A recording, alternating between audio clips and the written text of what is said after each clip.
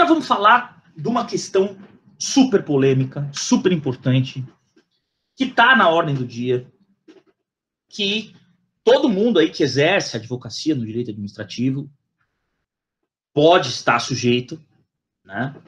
Muitos de vocês, eu não sei se algum de vocês já advogou para alguma prefeitura, já advogou para algum órgão público. A gente sabe como é que a coisa funciona, é muito delicado, é muito complicado. Existe muita discussão a respeito disso. Tá? O Supremo está julgando a ADC 45, né? Eu já mandei para vocês o voto do ministro Roberto Barroso nesse caso. Preciso mandar, vou mandar para o João o acórdão do inquérito criminal também, né, que está aí também na tela, o inquérito criminal 3074, que foi julgado em 2014, que foi julgado na mesma linha desse voto aí do Roberto Barroso, inclusive acho que o relator também era o Roberto Barroso, né, se não me engano. Mas temos um outro recurso extraordinário também em andamento, que é esse aí, 610.523, também em repercussão geral, está no STF, né? O relator é o Dias Toffoli, já tem voto dele, do Dias Toffoli também, que é o mesmo voto, do mesmo sentido, muito parecido com o do Roberto Barroso, nessa ADC 45. Tem várias ações do Supremo com o mesmo tema, uma hora vai uniformizar. Eu acho que essa ADC aí vai botar uma pá de cal em todas as outras ações, né? Essas outras ações vão perder o objeto, porque o Supremo vai acabar decidindo de forma definitiva nessa ADC 45, essa questão de contratação direta de advogados externos pela administração pública, e vai resolver essa questão de forma definitiva, e na minha opinião está indo no caminho certo, está indo no caminho certo, sim. Né? Tá uma decisão ponderada dos ministros do Supremo Tribunal Federal, está indo no caminho certo, que é o caminho que a doutrina já seguia nesse ponto, né? Já seguia nessa questão. Claro que existem abusos, né? Quantas e quantas denúncias aí de estatais, de órgãos públicos, né, que contrataram advogados externos sem licitação, né, por inexigibilidade, em casos em que não era hipótese de contratação direta, certo? Com honorários bem, né, cultosos, digamos assim. Então, existem abusos, tal, mas existe também abuso da outra parte, né? Dos órgãos de controle. Os órgãos de controle também já andaram um pouco abusando nessa questão. Vários advogados públicos, vários advogados, né, advogados privados, já tiveram problemas sérios na prestação de serviços advocatícios para prefeituras, para estados, para estatais, porque o Ministério Público não vê com bons olhos isso. O Ministério Público não vê com bons olhos a contratação direta de advogados sem licitação para prestar serviços advocatícios para a administração pública. O Ministério Público e os tribunais de contas não veem isso com bons olhos. O Ministério Público propôs já muitas ações de improbidade, pedindo a anulação do contrato de prestação de serviços, pedindo a condenação para devolver dinheiro de honorários, pedindo, na instância penal, propondo ações penais, né, contra advogados, contra prefeitos, tá? Esse inquérito aqui penal, o 3074, que eu vou mandar o acórdão para vocês, foi um prefeito de Blumenau ou Joinville, agora não sei. Foi Blumenau, Joinville, uma das duas cidades. O prefeito contratou diretamente um advogado, sem licitação, e depois ele virou deputado federal, né? Virou deputado federal, e aí tem a questão do foro, da prerrogativa de função, né? Então, esse inquérito penal acabou tramitando no Supremo Tribunal Federal, porque esse prefeito virou deputado federal, e as ações penais contra deputados federais tramitam no Supremo Tribunal Federal. Né? Então, mas o Supremo Tribunal Federal decidiu, nesse caso específico desse prefeito, no mesmo sentido do voto aí do ministro Roberto Barroso da ADC 45. Tá? Antes de falar do voto, preciso falar para vocês que esse ano foi editada uma lei 14.039 de 2020, Essa lei foi vetada pelo Bolsonaro, o governo federal o presidente vetou essa lei, mas o veto foi derrubado. Né? Essa lei permite a contratação direta de advogados e contadores por serviços advocatícios, serviços contábeis por municípios e estados, pelo poder público, dizendo que os serviços advocatícios e os serviços de contabilidade são serviços de natureza técnica e singular. Então, acho que vocês acompanharam essa discussão, né? Não sei. Mas teve uma discussão grande no Congresso e tal, dizendo que essa lei 14.039, né? Vamos pegar o texto dela aqui.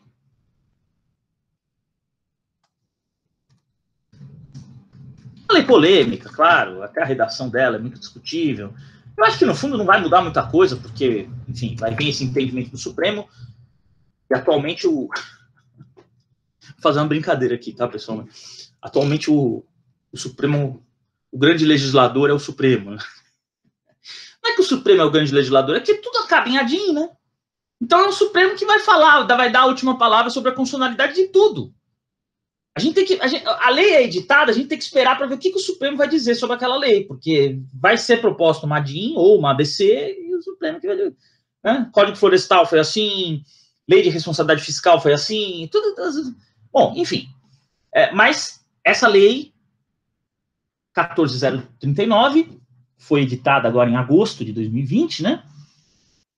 Alterou o Estatuto da OAB, como vocês veem aí na tela, né?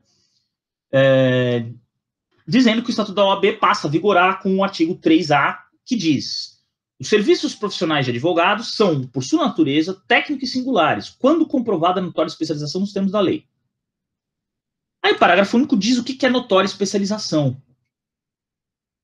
Considera-se notória especialização o profissional ou a sociedade de advogados cujo conceito no campo de sua especialidade, decorrente de desempenho anterior, estudos, experiências, publicações, organização, aparelhamento, equipe técnica. Quer dizer, não precisa ter mestrado, doutorado, livre docência, mas tem que mostrar que é um advogado especializado naquela matéria, tem aparelhamento para aquilo, tá? Tem um escritório organizado, uma estrutura para suprir aquela demanda, tal. Permite inferir que o seu trabalho é essencial e indiscutivelmente o mais adequado à plena satisfação do objeto do contrato. Então, assim, o parágrafo único meio que ele regula o que está no caput, né? Meio que ele limita o que está no caput. Então, se a gente ler só o caput, a gente pode entender que qualquer serviço advocatício ou contábil tem natureza singular.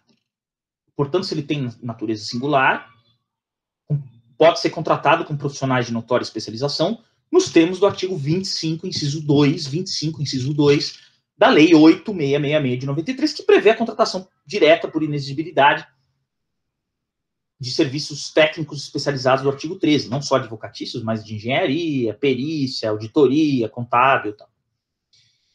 Agora, não são todos os serviços advocatícios que são de natureza singular. Com todo respeito, mas execução fiscal não tem natureza singular. O município tem que ter uma estrutura própria para tocar a sua cobrança de dívida ativa. É um mínimo minimorum que se espera de um município. Reclamação trabalhista, com todo respeito, né, os conhecimentos de direito do trabalho são muito limitados, mas reclamação trabalhista, num município de médio porte, que tem vários servidores seletistas, o município tem que ter uma estrutura para se defender das reclamações trabalhistas que são, né? Claro, para fazer os cálculos trabalhistas, né? Você precisa ter uma estrutura de contabilidade que saiba fazer. Enfim, quando a lei fala que tem que provar que o trabalho é essencial, indiscutivelmente o mais adequado à plena satisfação do objeto do contrato, está limitando o que diz no caput. Não é todo o serviço advocatício que é singular, que se enquadra lá no artigo 25, inciso 2. Que tem que ser indiscutivelmente o mais adequado à plena satisfação e essencial. Pô, tocar a execução fiscal, com todo respeito, eu já trabalhei com execução fiscal há algum tempo, uma coisa relativamente simples, né, pessoal? Não é um objeto singular, claro que tem que ter conhecimento em tributário, porque podem aparecer questões complicadas. Agora, em geral, é pedir para penhorar bens, é pedir para esbacer em júri, é uma execução como qualquer outra, né? Com uma lei própria, um regulamento próprio, mas certo? Então, como é que você vai dizer que a execução fiscal daquele advogado é indiscutivelmente a mais adequada para os fins da administração? Então, nesses casos, a gente não pode dizer com objeto singular, tá?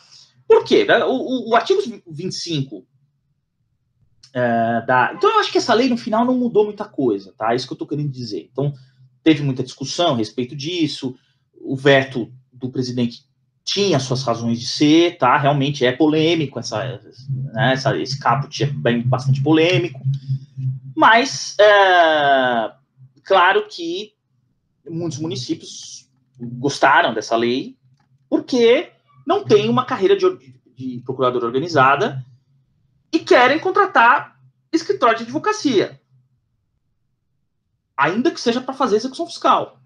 Ações simples, que não sejam de objeto singular.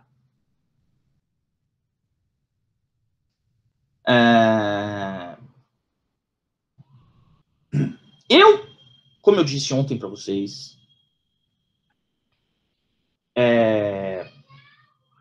acho que o município tem que ter uma procuradoria organizada, servidores de carreira, com estabilidade. Agora, a gente sabe que essa não é a realidade de todos os municípios, principalmente dos pequenos. Então, nesses casos, faz uma licitação, né? Inclusive o judiciário admite até pregão para fins de serviço de advocacia. Tem municípios que fazem pregão para serviço de advocacia, né? Pô, então você está falando que o serviço do advogado é serviço comum? Pô, tá chamando nosso serviço de serviço comum, mas enfim, o pregão é só para serviço comum. Mas enfim, independente de ser pregão, concorrência, faz uma licitação, pelo menos, para escolher um advogado que vai prestar durante 60 meses o serviço contínuo de advocatício para o município. Não vai contratar diretamente, sem licitação, um escritório para fazer execução fiscal. Sem licitação, vai contratar sem licitação para fazer execução fiscal. Não dá, não é um objeto singular. Não quer ter procuradoria organizada, que eu acho que tem que ter, mas não tem, sei lá, não foi criada a lei ainda, mas pelo menos faz uma licitaçãozinha. Vocês estão entendendo a lógica da coisa? Que eu acho que a Lei 8.666 é bem clara nesse sentido. Artigo 25, inciso 2, admite-se a contratação direta, sem licitação, por inelegibilidade, de serviços técnicos especializados, aqueles serviços que estão no artigo 13 da lei, quando o objeto é singular. Sei lá, uma defesa do prefeito num tribunal de contas, um prefeito que está perigando sofrer impeachment, não vai ter as contas aprovadas, uma questão financeira muito delicada, que não tem nenhum procurador que consiga defender o prefeito. Ou um caso muito específico. Aqui em São Paulo, por exemplo, a gente teve você sabe que o Estatuto da Cidade criou as operações urbanas consorciadas, né? E criou a possibilidade dos municípios emitirem os CEPACs, né? Já ouviram falar dos CEPACs? Se for abaixo de R$7.000, tem muita prefeitura que contrata, né? Tem, a gente sabe, tá? Câmaras municipais também, às vezes o advogado lá da Câmara é um amigo do presidente da Câmara, porque precisa ter advogado, né? Enfim, ainda que a Câmara não figure no polo, não tenha personalidade judiciária, em regra, né? Em casos excepcionais, a Câmara pode ter personalidade judiciária, mas em regra não tem, né? Em regra, a Câmara é defendida pelos procuradores do Executivo, né? Enfim, servidor de Câmara, da Câmara, por exemplo, que move uma ação contra o município e não contra a Câmara. Mas aí quem defende é o procurador do município. Mas, em alguns casos, tem personalidade judiciária a Câmara quando tem as suas prerrogativas ofendidas, tá, pelo Executivo, né? Aí tem um procurador legislativo que vai defender a Câmara contra o Executivo. Mas, em muitos casos, o presidente da Câmara acaba contratando um advogado, amigo dele lá, tal, enfim, a gente sabe como é que é a realidade dos pequenos municípios. Agora,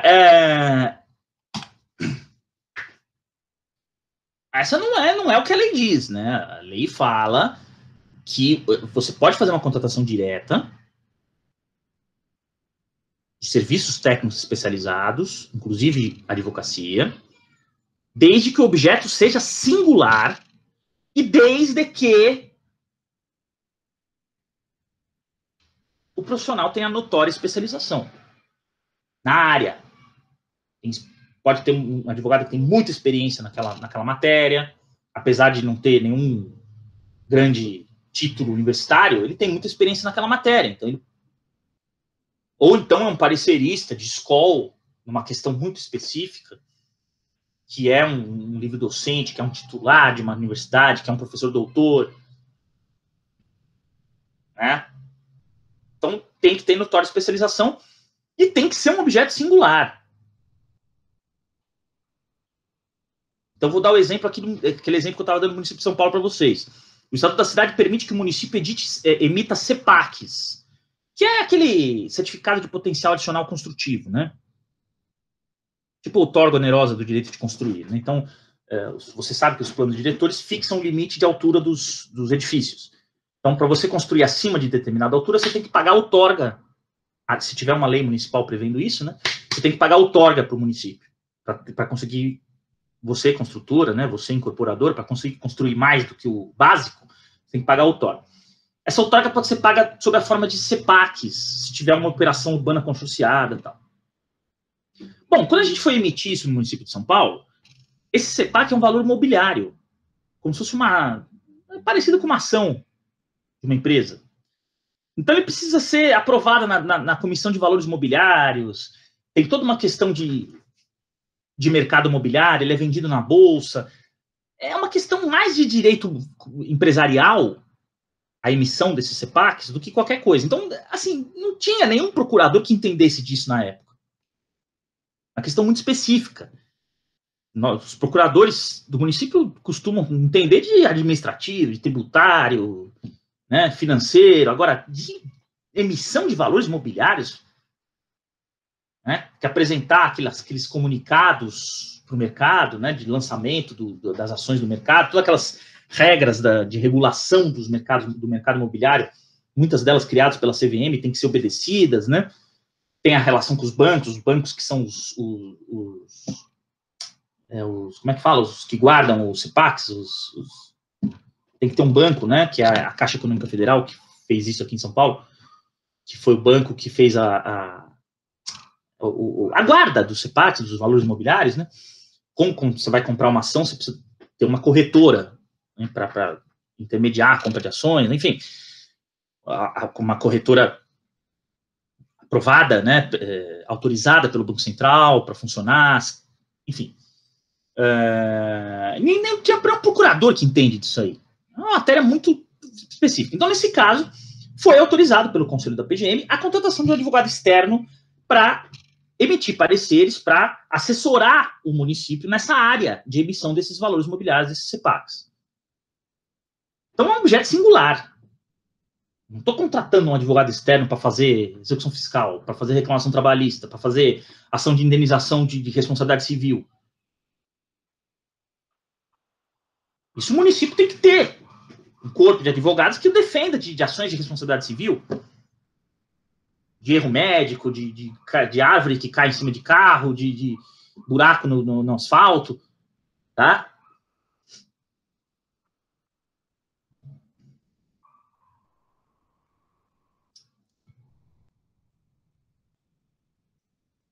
Tem que ter um assessor jurídico para tocar os processos disciplinares, os servidores, né, um departamento de procedimentos disciplinares. Isso faz parte da organização de qualquer administração. Isso não é objeto singular. Processo administrativo disciplinar é objeto singular? Já viu algum órgão público que nunca fez um PAD? Então, não dá para dizer que isso é objeto singular. Tá? E foi nessa toada. Né? Foi nessa toada. A lei de estatais também, a 13303 de 2016, tem lá os seus dispositivos sobre contratação direta por dispensa, inexigibilidade e licitação. No artigo 30 prevê essa... A lei das estatais tem muita coisa parecida com 8666, né? Uma delas é essa, né? A estatal pode contratar um advogado externo para objetos singulares, não para fazer o dia a dia ali da estatal. O Banco do Brasil vai contratar um advogado externo sem licitação, por inexigibilidade, para propor execução. Pô, banco que não tem um advogado para propor execução, pelo amor de Deus, né? Execução é uma ação básica de qualquer banco, cobrança. Então, entenderam o raciocínio? Então, o STF está decidindo dessa forma. Quais são os requisitos que o STF tem exigido para a contratação de advogados externos? São esses requisitos aí que estão nesse acórdão do inquérito 3074, nesse voto da ADC 45 do ministro Roberto Barroso, do voto do Dias Toffoli no recurso extraordinário 610.523. Está indo nessa linha da doutrina, que a doutrina já vinha defendendo. Qual é? Existência de procedimento administrativo formal, artigo 26 da 8666.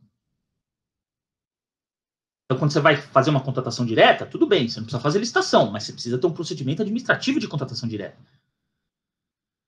E as regras gerais desse procedimento estão no artigo 26 da 8666 de 93. Você precisa ter lá pesquisa de preço, não pode cobrar acima do que o mercado cobra.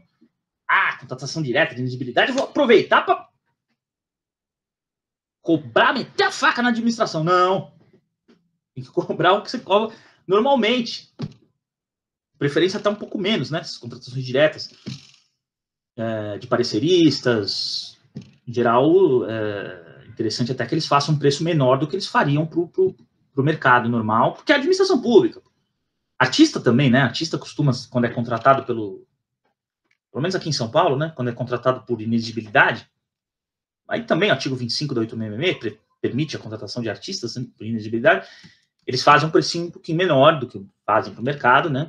Que já é uma coisa complicada, né? Fazer contratação direta. Então, tem que pagar o que o mercado cobra, né? Tem que ser uma contratação vantajosa do ponto de vista econômico para o município também. Tem que fazer pesquisa de preço. Não é porque é contratação direta que não vai ter pesquisa de preço. Vai ter pesquisa de preço, sim. Até para inexigibilidade, hein?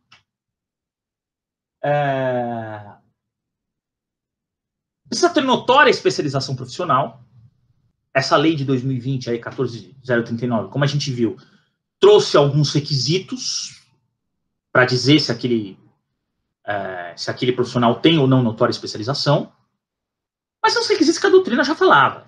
Né? É claro, o cara, advogado, acabou de se formar, acabou de tirar a OAB, vai contratar ele por notória especialização? Com todo respeito, mas não deu nem tempo ainda dele ter notória especialização. Né? Mas, assim, claro que os títulos ajudam. Uma boa especialização, um bom mestrado, um bom doutorado feito em uma instituição de renome.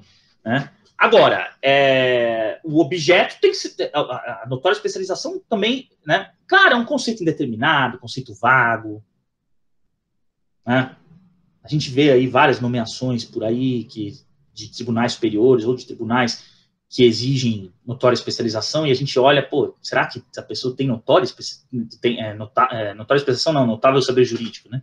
Notável saber jurídico, será que tem mesmo notável? É claro que isso é discutível, um conceito indeterminado, a questão dos conceitos vagos no direito administrativo é sempre aquela coisa super polêmica, discutível, até onde vai a discricionariedade no conceito administrativo, no conceito indeterminado, até onde não vai. Tem um autor que discute muito bem isso, que é o Geraldo Carrió, né? Um autor argentino, né? Já tem uma obra clássica sobre isso, sobre conceitos indeterminados, né? Geraldo Carrió, né? Enfim, tem muitos doutrinadores aqui no Brasil que falam muito sobre isso também. É Geraldo Carrió, né? Eu não sei como é que escreve direito o nome dele. Carrió. Geraldo Carrió, eu não sei se escreve assim o nome dele. Tem uma obra muito clássica sobre conceitos indeterminados, né? Sobre interpretação. Ele é quase Quase um linguista. Cadê aqui? Geraldo Carrió. Carrió, meu Deus. Notas sobre direito e linguagem. Essa obra é... Vou só colocar aqui, ó. Direito e linguagem, acho que escreve assim, não sei. Essa obra é, olha, muito importante vocês lerem, viu? Linguagem, é linguagem com E, né? Linguagem, sei lá. Notas sobre direito e linguagem, tá? Genaro Carrió, grande administrativista argentino, publicista argentino, essa obra clássica, hein? Trata muito bem desses conceitos vagos, indeterminados. Pô, o que é notável saber jurídico? O que é notória especialização? O que é objeto singular? O que é boa-fé? São termos que, no direito administrativo, a gente se descabela em razão deles, porque traz uma discricionalidade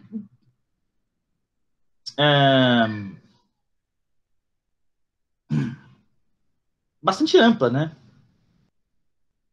A gente consegue saber o que não é notável saber jurídico, e a gente consegue o que definitivamente não é, e o que definitivamente é notável saber jurídico. Agora, fica um limbo ali, fica uma zona cinzenta no meio, que a gente, será que tem...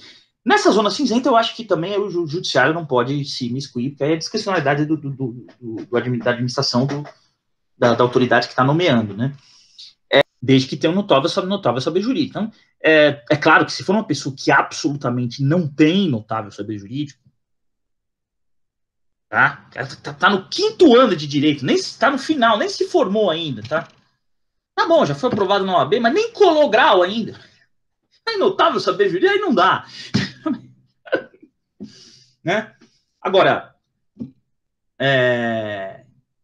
mas entre a indicação e a nomeação, a sabatina, vai dar tempo dele pegar a colação de grau. Não, mas aí, em outros casos, evidentemente, tem.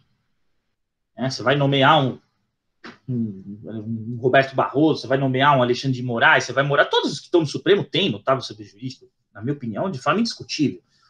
Lewandowski, todos ali, a gente não pode. Os que estão atualmente no Supremo, eu acho que todos têm, sim, notável saber jurídico. Mas é claro que existem, que aí é indiscutível que tenha notável saber jurídico, em outros casos não. E aqui é a mesma coisa, né? Quer dizer, o profissional com notória especialização, que vai ser contratado diretamente pelo município, pelo Estado, pela União, pela administração pública, enfim, né? É a mesma discussão aplicada aqui no caso. Dê uma olhadinha nesse livro do Genaro Carrió, é muito bom, um clássico já, um livro antigo. Né?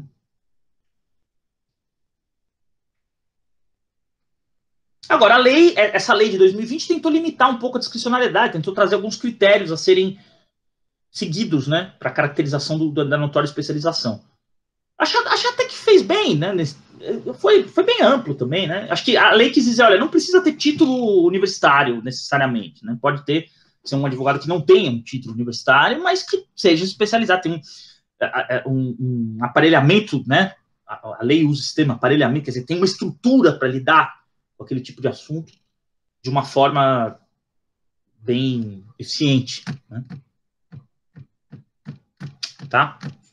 Bom, então o Supremo está dizendo, notória especialização profissional, natureza singular do serviço, não é qualquer serviço advocatício, precisa ser um serviço singular, natureza singular, e demonstração esse requisito eu acho interessante também, demonstração da inadequação da prestação de serviço pelos integrantes do poder público. Quer dizer, não tem nenhum procurador, não tem nenhum advogado público ali naquele município que consiga fazer aquela matéria, ou que consiga fazer de forma satisfatória aquela matéria. Tá? Até entra aí a questão do elemento confiança. O Supremo, eu acho que, se eu não me engano, eu preciso pegar depois esse voto do Dias Toffoli. Depois vocês pegam aí, dê uma lida nele, vai, no voto do Dias Toffoli, nesse recurso extraordinário 610523, que ele fala do elemento confiança, né? Então, o prefeito, muitas vezes, se é uma defesa perante o Tribunal de Contas, que está ameaçando rejeitar as contas, ele vai ficar inelegível por não sei quantos anos, um problema bem sério. Vai entrar aí também o elemento confiança do prefeito e é legítimo nesse caso. Às vezes pode ter mais de um profissional de notória especialização que possa fazer aquele serviço. Vai fazer um parecer na área de direito administrativo. Você tem lá o Celso Antônio, a Maria Silva, o Carlos Ari e o Marçal. Tá? Você vai botar os 4 numa sala e mandar fazer uma prova, um concurso, para saber qual que é o que redige o parecer melhor? Ou você vai fazer pelo preço, quem cobra menos? Não, vai entrar o elemento confiança, quem o prefeito tem mais afinidade. E aí é importante também que se demonstre que não tem nenhum advogado público na estrutura administrativa que possa fazer que possa prestar aquele serviço, aquele objeto singular, aquele serviço específico. Se tiver alguém que consiga fazer, não tem que contratar advogado externo. Já tem para fazer, já está recebendo remuneração para isso, vai contratar externo? Não dá. Então, eu acho que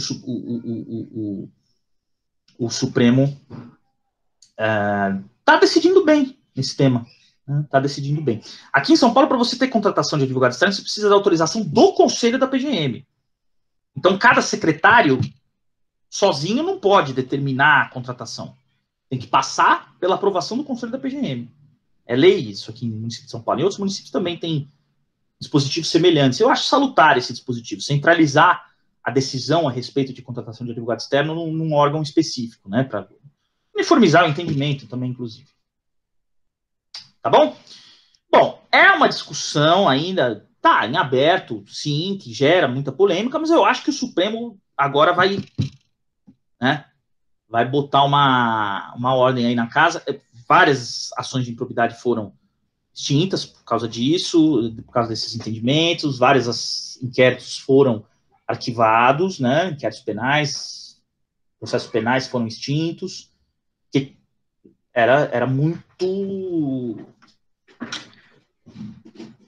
Existem, né, ainda muitas ações propostas contra advogados por contratação com o poder público. Tem advogados que não contratam com o poder público de jeito nenhum, tem medo, né, por causa desse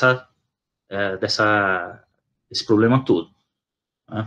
Para não ter dor de cabeça, né? Não, a prefeitura deixa. Não, seria bom, eu ia ganhar honorários. Não, a prefeitura é muito enrolada, depois vão atrás de mim, vão falar que é dispensa indevida de licitação, né? Dispensa indevida de licitação é crime pela Lei 8666, artigo 89, né, da 8666. Então é complicado, tá?